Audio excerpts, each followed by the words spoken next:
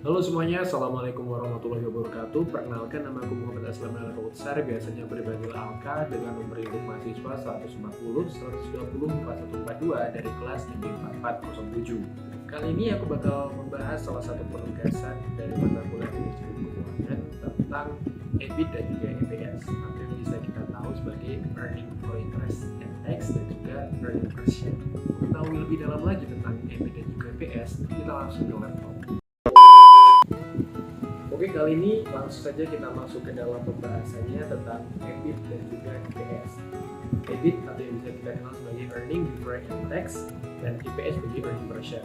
Seperti yang kita dengarkan tadi, saya sudah berkenalan sebelumnya, nama saya Muhammad Aslam Al-Kautsar dengan nomor induk mahasiswa 140 120 4142 dari kelas 4407. Nah, EBIT ini sebenarnya apa sih dan apa yang akan kita bahas hari ini tentang EBIT? Yang pertama adalah pengertian tentang EBIT.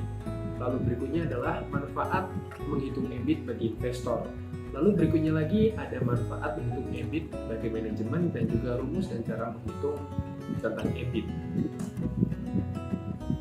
Kita masuk ke dalam pengertian dari EBIT atau definisi dari EBIT. EBIT ini merupakan singkatan dari Earnings Before Interest and Tax, atau dalam bahasa Indonesianya yang biasa kita ketahui atau yang dapat diartikan sebagai pendapatan sebelum bunga dan pajak.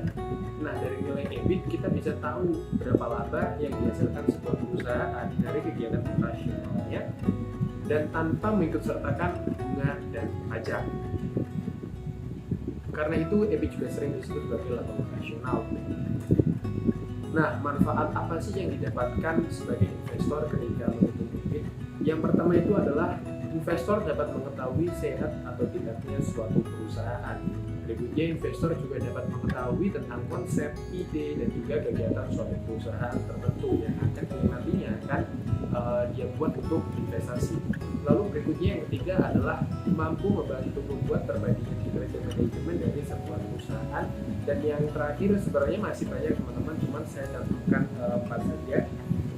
Yang terakhir adalah mampu menganalisis hutang perusahaan dan membandingkannya dengan perusahaan rival. Lalu apa sih manfaat menghitung EBIT bagi manajemen? Apakah hanya investor saja yang diuntungkan ketika kita menghitung EBIT? Tentu tidak, karena manajemen itu juga mendapatkan manfaatnya dari menghitung EBIT ini. Yang pertama yang didapatkan manfaatnya dari menghitung EBIT bagi manajemen itu adalah manajemen dapat mengetahui kemampuan perusahaan dalam membayar hutang dan mendanai operasional. Berikutnya, manajemen juga dapat memberi ide untuk mengembangkan perusahaan. Yang ketiga, manajemen tentu saja mengetahui efisiensi kinerja dari suatu perusahaan, dan juga manajemen dapat membantu perusahaan saat perusahaan ingin lebih berkembang.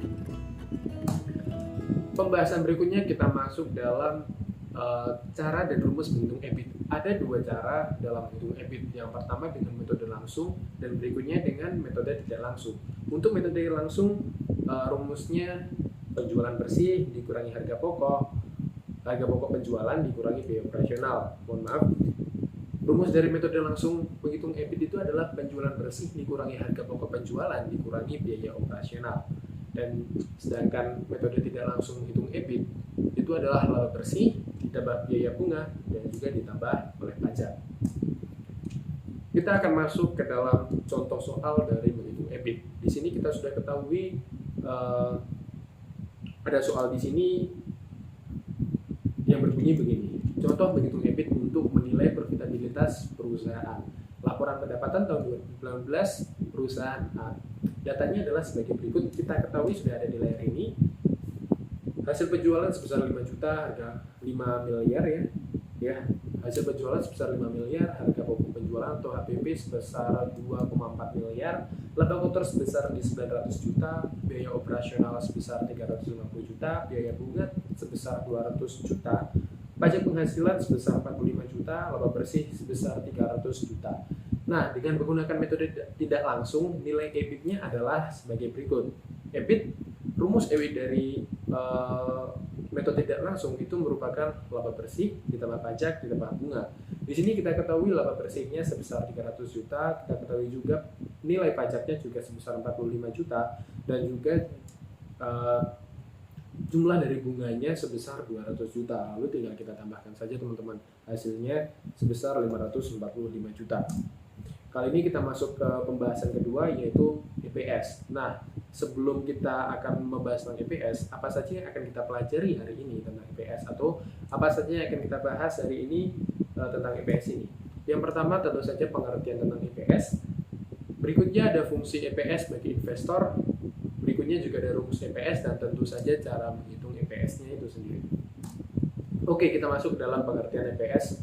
EPS secara definisi itu adalah rasio laba per saham yang digunakan untuk menilai kinerja sebuah saham. Rasio EPS adalah variabel untuk mengukur keberhasilan manajemen dalam memperoleh keuntungan bagi para pemilik perusahaan atau investor. Dan menurut para ahli yang bernama Brigham dan Houston pada tahun 2006, EPS merupakan pendapatan bersih yang tersedia dibagi jumlah lembar saham yang beredar. Nah, fungsi apa sih? Fungsi dari EPS ini apa sih untuk investor? Yang pertama itu untuk mengukur porsi dari laba perusahaan yang bisa dialokasikan ke setiap lembar saham yang beredar.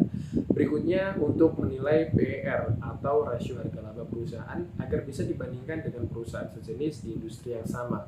Berikutnya membantu dalam pengambilan keputusan tentang apakah akan berinvestasi di perusahaan tersebut atau lebih baik tidak. Dan untuk menilai apakah kinerja perusahaan bisa memuaskan para investor. Indikator penilaiannya adalah nilai EPS tidak boleh negatif dan semakin tinggi akan semakin baik. Berikutnya kita masuk ke dalam contoh dan cara menghitung EPS. Nah, di sini sudah ada soalnya, akan saya bacakan.